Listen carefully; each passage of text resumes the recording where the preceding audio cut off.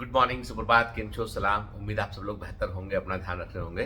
किसी ने कमेंट किया कि सर आपने क्या आपका हेयर स्टाइल बदल लिया। अरे भाई, हमारे भोपाल में बाल बड़े हो गए हैं तो अब कटाने के लिए हम जो है वो बॉम्बे जाएंगे, तब अपना हेयर कट करा लेंगे हम। ठीक है, मतलब मैं कुछ चीज़ें बिल्कुल फिक्स है मेरी, मेरा सलून फिक्स है। कुछ चीज़ें मैं बहुत जल्दी जल्दी बदलता नहीं हूँ मैं, है ना। ठीक है, तो ऐसा नहीं तो अभी अभी क्या है अरे अब हेयर स्टाइल बदल कर, ठीक है, क्या फायदा। कुछ कुछ यदि कुछ फायदा हो रहा हो तो हम कोशिश भी करें, ठीक है ना। और तो कोई फायदा नहीं है, अब सब कुछ हो चुका, जो होना था वो हो चुका। ठीक है, अब हम बाल रखे ना रखे, कोई भी हेयर स्टाइल रखे तो किससे इतना फर्क पड़ता नहीं है। ठीक है।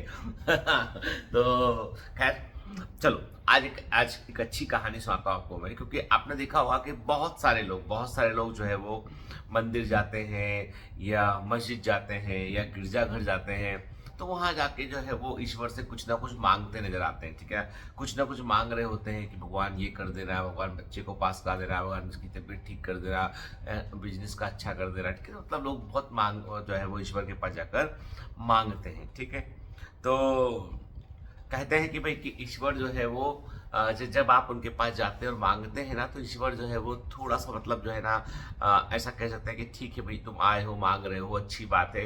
लेकिन ईश्वर भी चाहता है कि कभी तुम उससे मांगने मत आओ, कभी सिर्फ मिलने आओ उससे। ठीक है, तुम उससे मांगने मत आओ, सिर्फ उससे मिलने आओ। ईश्वर भी ये चाहता है। ठीक है, तो एक बड़ी अच्छी कहानी मैंने कहीं सुनी, तो मैं आपको कहानी सुनाता हूँ कि एक बार एक सेठ जी होते हैं। ठीक है, वो सेठ जी जो है वो बहुत ही भगवान के भक्त होते हैं और बढ़िया काम कर रहे होते हैं वो। ठीक है, और उनका बिजनेस भी दिन दूना रात चौगुना बढ़ रहा होता है, बड़े आदमी बन जाते हैं वो, काफ़ी व्यस्त रहते हैं वो। ठीक है, और जो भगवान को तो माना करते थे वो, लेकिन उनके पास वक्त नहीं होता कि वो कभी मंदिर चले जाएं या कभी जो है वो ईश्वर के दरवाजे पे चले जाएं वो। ठीक है, तो वो सोचते हैं कि वो, उनके दिमाग में आता है कि मैं भगवान के लिए मंदिर बनवाता हूँ। ठीक है, तो वो कभी एक मंदिर यहाँ बनवा दिया, कभी एक मंदिर वहाँ बनवा दिया, फिर बड़े बड़े मंदिर बनते हैं, मंदिर के उद्घाटन में चले जाएंगे, उसके बाद आप पुजारी और स्टाफ नियुक्त कर देंगे, वो पुजारी पूजा करेगा, लोग आएंगे उसमें, लेकिन खुद वो मंदिर में दोबारा कभी गए नहीं कभी। ठीक है, ऐसे वो कई मंदिर बना चुके होते हैं और सारे मंदिर बड़े फेमस भी हो चुके होते हैं, लोग बाग जाते हैं उसमें, बाकायदा पूजा अर्चना होती है,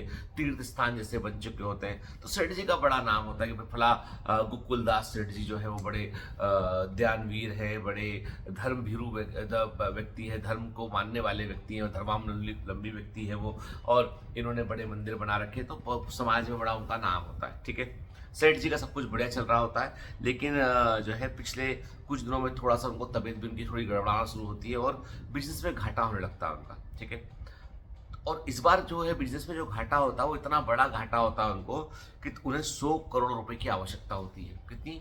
100 करोड़ रुपए की, कि मैं इस लॉस से बाहर कैसे निकलूं और कैसे बिजनेस को दोबारा रीस्टार्ट करूं, उसके लिए उनको 100 करोड़ की आवश्यकता होती है। ठीक है, तो अब क्या करें, सेठ जी तमाम दिमाग लगाते हैं, लेकिन कोई आइडिया निकल के नहीं आता है। तो सेठ जी सोचते हैं चलो ठीक है, काम करता हूँ, कम से कम ईश्वर की कृपा से ही तो सब कुछ शुरू हुआ है, तो एक बार ईश्वर के दरवाजे पर जाके प्रार्थना करता हूँ, भगवान शायद कोई उपाय निकालेंगे।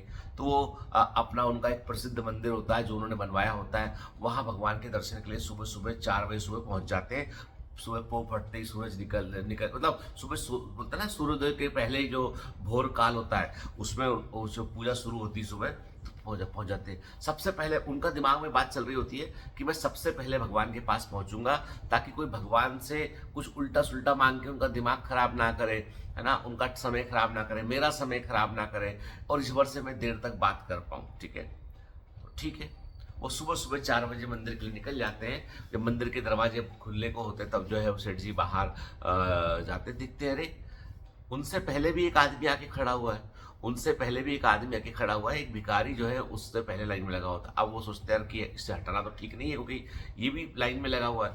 तो बोलते हैं पता नहीं यार, सुबह सुबह इतनी सुबह में तो 4 बजे आया हूँ, ये पता नहीं 3:30 बजे से आके खड़ा हुआ है क्या। तो और भिखारी ये पता नहीं क्या मांगेगा भगवान से, भगवान का दिमाग खराब ना कर दिए। तो खैर ठीक है, तो अब वो लाइन में सेठ जी लग जाते हैं। अब सेठ जी देख रहे हैं कि उनके आगे भिखारी खड़ा हुआ है कुछ मांगने के लिए। भिखारी पीछे पलट कर देखता है कि भाई इतने बड़े सेठ जी जिन्होंने मंदिर बनाया वो खुद बाहर पीछे खड़े मेरे। तो दिल में कश्मकश भिखारी के दिल में भी चल रही होती है और सेठ जी के दिल में चली होती है। अब भिखारी जैसे दरवाजे खुलते, भिखारी पहले अंदर पहुंचता है, भगवान के हाथ जोड़ता है, भगवान से कहता है कि हे ईश्वर, मुझे सिर्फ 100 रुपए की जरूरत है, मुझे 100 रुपये कहीं से दिलवा दे, शाम तक मेरे पास 100 रुपये हो जाए ताकि मैं अपनी वाइफ का इलाज करवा सकूँ। मेरी बीवी बीमार है अस्पताल में, उसे कुछ दवाइयों की आवश्यकता है और मेरे पास कुछ नहीं है। तो मैं चाहता हूँ कि आज कुछ ऐसा चमत्कार हो जाए कि शाम तक मेरे पास 100 रुपये हो जाए ताकि मैं अपनी वाइफ की दवा खरीद सकूँ और उसको दवा दिलवा सकूँ मैं, ठीक है। भगवान 100 रुपये दिला दे, भगवान 100 रुपये दिला दे, ऐसे लगातार बोल रहा होता है। अब सेठ जी को लगता है कि यार ये कब हटेगा, कब जाएगा, तो सेठ जी उसको बोलते हैं, सुनो भाई, जेब से पॉकेट निकालते 100 रुपये निकालते, ये लो 100 रुपये, अपनी वाइफ का इलाज कराओ, ठीक है, अभी तुरंत दवा लो और जाओ, ठीक है। बहुत खुश होता भिखारी, भगवान के हाथ जोड़ता है, ईश्वर तूने तो सुबह सुबह मेरा काम कर दिया, तूने तो शाम भी नहीं होने दी, घंटा भी नहीं होने दिया, सुबह सुबह तूने मेरा काम कर दिया, तेरी महिमा अपरंपार है। भिखारी जो है वो 100 रुपये लेके निकल जाता। अब सेठ जी की बारी आती है। सेठ जी जो है भगवान के हाथ जोड़ते हैं, भगवान से बोलते हैं कि हे ईश्वर 100 करोड़ रुपए चाहिए, हे भगवान 100 करोड़ रुपए चाहिए और मेरे बिजनेस में बड़ा घाटा हो गया है, तो जो है भगवान मेरे लिए कहीं से 100 करोड़ रुपए शाम तक अरेंज करा दे ताकि सब कुछ ठीक हो जाए।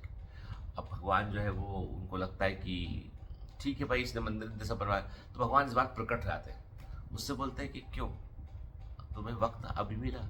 बोले सब मैं व्यस्त था, मुझे शाम तक भगवान प्रभु 100 करोड़ रुपए का अरेंजमेंट चाहिए। तो बोले देखो ऐसा है, वो तुमने 100 रुपए देकर तुमने उस भिखारी को तो भगा दिया, ठीक है, तुमने 100 रुपए देके तुमसे पहले जो भिखारी था उसको तो तुमने भगा दिया, मुझे कुछ करना नहीं पड़ा, बस तुम आए, तुमने उसको 100 रुपए दिए और तुमने भगा दिया, तो अब तुम मुझसे 100 करोड़ मांग रहे हो, ठीक है। तो उससे बड़े भिखारी तुम हो गए, उससे बड़े भिखारी तुम हो गए, तुम 100 करोड़ मांग रहे हो। अब मुझे इंतजार है उस भिखारी का जो तुमसे भी बड़ा भिखारी हो, जो तुमसे भी बड़ा भिखारी हो, जो तुमको 100 करोड़ दे दे और तुमको यहां से हटा दे। तो अब सेठ जी को अपनी गलती समझ में आती है। सेठ जी बोलते अरे वो गलती हो गई मुझसे।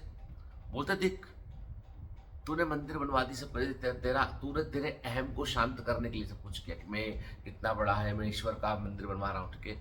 तू मुझसे मिलने आया, तू जब भी आया मुझसे मांगने आया, जब भी तूने सोचा मांगने का सोचा तूने, ठीक है, जब भी तूने सोचा, तूने एक अहंकार में सोचा तूने, तू कोई मांगने आया, मिलने आया मुझसे, तू वही मिलने जाता बगैर किसी मकसद के, बगैर कुछ मांगे तू मुझसे मिलने आया था, तो तुझे लगता है तेरे को कभी दिक्कत है मैं पढ़ने देता, मैं तुझे कभी दिक्कत में नहीं पड़ता।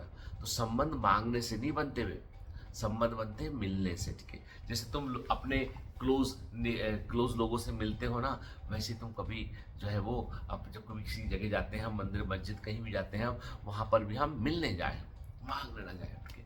क्योंकि वो तो सब जानते हैं, ऊपर वाला ईश्वर तो सब जानता है कि किसको क्या चाहिए क्या नहीं चाहिए, ठीक है। क्या तुम्हारे लिए जरूरी है क्या जरूरी नहीं है, वो जानता है। मुझे ध्यान अच्छे से कि मैं कई बार सोचता हूँ कि जो भी ईश्वर करता है वो सही करता है कि गलत करता है, ठीक है। हमें कई बार लगता है कि भगवान मेरे साथ ये सब क्यों हो रहा है, why this happens to me, ऐसा मेरे साथ क्यों हो रहा है, ये कितना गलत मेरे साथ क्यों हो रहा है। लेकिन वो कुछ और कर रहा होता है, कहानी कुछ और स्क्रिप्ट लिख रहा होता है पीछे के, फिल्म के क्लाइमैक्स की तरह होती जिंदगी।